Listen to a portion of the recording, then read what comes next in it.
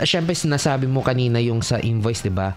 Kapag nagkamali ako ng lagay doon, yung yung sa mga name, PIN, address at yung VAT information, kapag nagkamali ka, may penalty din po ba doon? Napakagandang tanong yan, Karandi. Ganito po yan, ano? Kasi as a consultant po na malalaking company, actually hindi ko siya nakita ngayon sa maliliit na taxpayer. Nakita ko pa siya sa malalaking taxpayer.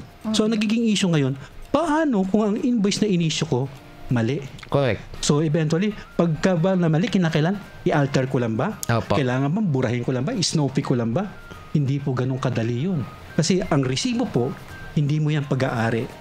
Pag-aari po yan ng seller. Okay. So whatever alteration na ginagawa mo sa original document, it will invalidate your credit or yung whatever purpose yung gamit ng resibo na yan.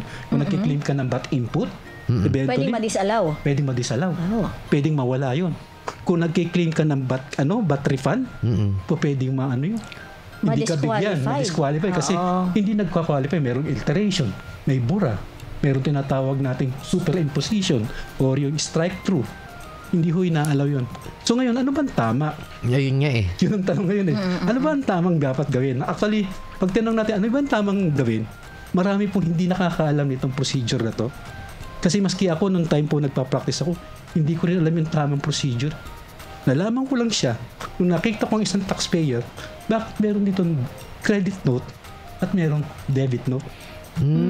So mapapansin natin, saan po ba yung debit at credit note?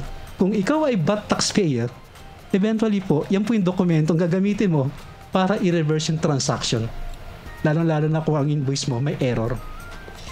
Pero halimbawa, sir, kung ako ay non-VAT, ano bang dapat kong dokumentong tignan?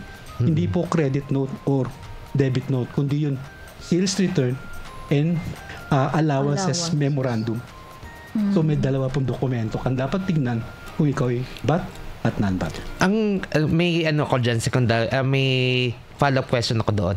Kapag credit memo kasi, di ba? Yung credit note, di ba? Tama po ba, sir? Apo, yun po credit memo.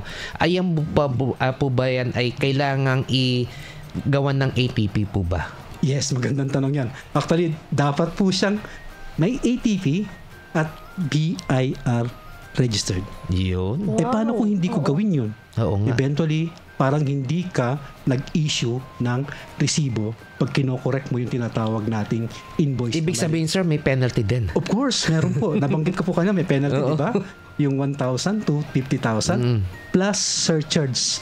Tignan nyo po yung surcharge niya. 50%.